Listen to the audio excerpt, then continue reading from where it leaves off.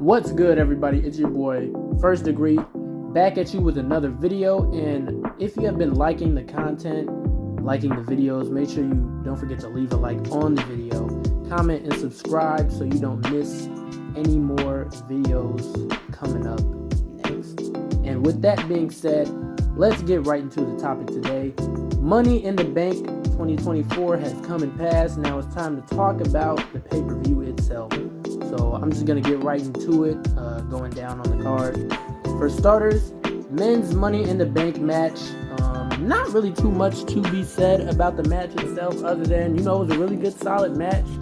Everything you'd expect out of a ladder match. Drew McIntyre got the win, furthering, his rivalry and his chase for the World Heavyweight Championship. Overall, just a lot of cool, impressive spots in the match.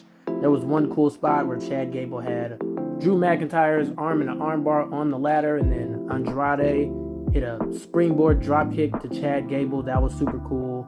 They did a reverse Spanish fly between Andrade and Melo Hayes, onto a ladder inside the ring off the second rope, which was really cool. Overall, Andrade and Melo did a lot of cool high-flying antics. It was a brutal match. Andrade even did a sunset flip onto another ladder off the top of a ladder to Melo Hayes. So just all around, really cool match. One of my takeaways was Andrade really excels in this type of environment. The last Money in the Bank match he was in, he had an equally impressive performance. He kind of reminds me of Shelton Benjamin during the WrestleMania days, how whenever there was a Money in the Bank match, you could just always count on Shelton Benjamin to do something cool. I wanted Jey Uso to personally win it, but I understand why they went the Drew McIntyre route, and I will get into that a little bit later, just because, it has some ramifications on some storytelling later on in the match. As for what was next, we had Bron Breakker and Sami Zayn go at it. Another great match. Maybe my favorite match of the night overall, just in terms of match quality. Sami Zayn and Bron Breakker went at it. They had amazing chemistry. Bron Breakker is an absolute star. Easily the future of the WWE, no doubt. And if they don't, spin the block with the Chad Gable-Sami Zayn rivalry, I can definitely see them giving Bron Breakker the championship in the rematch, because I'm pretty sure, if they're not moving forward with Chad Gable and Sami Zayn anymore, due to Chad Gable having this thing with the Wyatt Six, I would assume that Bron Breakker and Sami Zayn running back, because that match was too good just to have to be a one-off. And, Sami Zayn, once again, showing he's one of the best all-around wrestlers on the planet. Whether you need him in the ring, whether you need him to cut a good promo, whether you need him to develop a storyline, Sami Zayn has done it. And I think that, by next year's WrestleMania, he should win one of the world titles, whether it's the WWE title or the World Heavyweight Championship. I think Sami Zayn has finally earned that spot. He won the tag titles a couple years back, Intercontinental Championship this year. Why not have him hit the trifecta and finally become a world champion and complete his story arc? That's just my opinion, though. Yeah, overall, great match. Solid 8 out of 10 match. Men's Money in the Bank, I give it like a 7.5 out of 10. So good quality pay-per-view so far. Next up on the list, we had the World Heavyweight Championship match between Damian Priest and Seth Rollins. And an ongoing theme you keep hearing me saying in this video. Good match. Good match. I really enjoyed this as well. Damian Priest, I'm really enjoying his championship reign. Honestly, I wouldn't mind having him hold the title a little bit longer. I know he's got Gunther coming up on SummerSlam, and that most likely, would be the choice for Gunther to win. And I get it, Gunther's a bona fide star, and, it's time to elevate him. So that is, would be the right choice, having Gunther finally capture the title. But I'm going to be honest with you guys, I've really been enjoying Damian Priest as champion. I know not too many people, he's not the most popular guy. Not that a lot of people hate him. I just know he's not like any fan favorite or anything like that. But I think Damian Priest has been having really good matches, cutting some solid promos. I just like Damian Priest as champ. And, he did it again with Seth Rollins today. Rollins, showing some uniquer offense that we haven't seen too much, just doing the little things in the match. Cool springboard swanton bomb.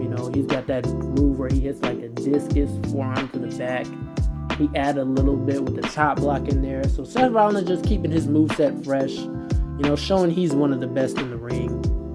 But then, before the match ended, Drew McIntyre interrupts, cashes in his Money in the Bank briefcase, making the match a triple threat, and I think we all saw this coming from a mile away once Drew cashed in.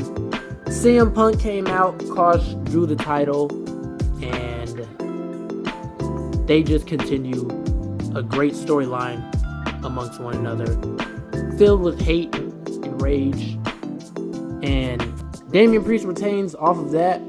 Seth Rollins tried to get in CM Punk's face after, so it seems like they're going with that storyline once again as well, having a little, type of three-way storyline between Punk, Drew, Seth Rollins, and Drew went on a rampage after.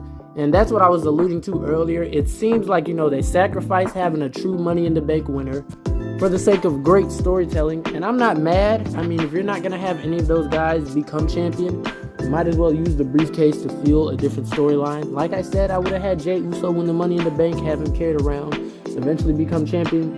But, you can't have everything in the business. So I say, with the decision that they made, no issues for me. Next up, we have the Women's Money in the Bank match. And you guessed it, another good match. Another good match. I said this. I was talking to people about, the shorter match count pay-per-views, helping out, the quality of the matches, because each match has, more time to really flow and shell out. Like these 5-6 match pay-per-views, I like it, man. I like it. I don't need to watch 10 matches on one show. Because that cuts down everybody's time. You got too much to think about, and you end up having 4, sometimes maybe even 5 matches you don't even care about. So once again, the Women's Money in the Bank match, really good match. Some of the highlights of that, Naomi, as always, another great Money in the Bank match competitor. Her athleticism knows no bounds. I mean, she pulled off a move where she was climbing 2 ladders and 2 people pulled each one apart, and she was basically doing a split in the middle of the ring across 2 ladders, and then caught, I forget who she caught. Was it, I want to say it might have been Zoe Starks, into a tornado DDT off the split from the ladders, and that was just, amazing. Naomi's always pulling off some amazing stuff, whether it be Money in the Bank match, Royal Rumble, you name it. Naomi's going to give you a highlight, and, it's just great to have her back in the WWE. Another MVP of the match, Chelsea Green. She, took a huge bump at the end, and she just provided a lot of good comedic moments, and I think, it's time for Chelsea Green to get a push. To my understanding, I believe they are thinking about implementing a mid-card championship for the women's on both Raw and SmackDown. I think Chelsea Green should be, the front runner for that. She's getting great reactions from the crowd. Her character work has been top-notch. She's funny, and I know she hasn't really been able to show it on the main roster due to, her being a villain and more of a comedic character. But if you watch her work in other companies, she can go in the ring. She can put on a good match. So I think giving her a championship will allow her to expand her, her work even more, and it will maximize her potential, totally, because she'll, be in a position where she can show more of what she's capable of. So yeah, I think, having Chelsea Green get a push after this is, is due. I mean, the people love her, so why not? Another thing, after watching this, we often talk about our rankings of best women wrestlers, and Io Sky, man, I don't care what year it is, bro. She will always be top 2, top 3 for me, maybe even number 1. Hitting a Michinoku driver to Zoe Stark off, the top of one ladder to a ladder wedged between, the ladder and the ropes. That's something that most men, any competitor, can't even pull off, bro. And the fact Io Shirai is able to do stuff like that on a consistent basis, bro, she may still be, top-notch, best women's wrestler on the planet. And the faster, in my opinion, she gets back in title contention, for the better, because her talent is just out of this world, bro. Doesn't matter where she's at. And I think she can do the face and heel role very well. I think her last title reign just suffered from too many moving parts and not enough screen time for her. And I think, WWE's still trying to learn how to market, competitors, from that Asian market, whether it be Shinsuke Nakamura, IYO SKY, Asuka. I think WWE's still kind of struggling on how to really maximize their potential. But, man, IYO SKY, for me, one of the best in the world. But, guys, overall, it was Tiffy time at Money in the Bank. Tiffany Stratton did pull out the win. I don't think that's a surprise for too many people. She's obviously, one of the best up-and-coming stars in the women's division. And the WWE has seemed very high on her. So, yeah, man, I don't have a problem with it. It'll be fun to see the dynamic between her and Nia Jax, especially if Nia Jax wins Queen of the Ring. Wins, she's already Queen of the Ring. If she beats Bayley at SummerSlam, wins the title, which I personally think she should, with their little alliance going. So, it'll be interesting. We saw Tiffany have a run-in with Trish Stratus, possibly her next rivalry/opponent. I think that's a real good move. Anytime Trish Stratus is involved in anything WWE, I pretty much enjoy it. And she's been doing a great job going at it with the stars of this generation, whether it be like Becky Lynch, Damage Control, you name it, Charlotte. Trish Stratus, performs well in this era, and it just kind of makes you mad that the women didn't get the opportunities that, they're getting now back then, because it just shows how good Trish Stratus really was. Next up for the main event, they had the 6-man tag between the Bloodline and the team of RKO, Kevin Owens, Randy Orton, and Cody Rhodes. So, I enjoyed that match as well. Jacob Fatu, amazing competitor. Anytime you got a guy his size doing moonsaults to the outside of the ring, landing on his feet, they booked him really well, really strong. He took Randy Orton's, most iconic move, the Hangman DDT, stood right back up afterwards. So, they're booking him to be a true juggernaut. Solo Sikoa, I think he's been improving a lot lately. I think he's got better as a character. He's showing that he can do, different styles. He's kind of the mindless brute when he was, Roman Reigns' lackey. But now he's showing that, he can be the Roman Reigns, pseudo character. He's, acting all smug now. He's even wrestling different, which I think is smart, because that way he can kind of differentiate himself from Jacob Fatu, because there's an obvious, talent gap there.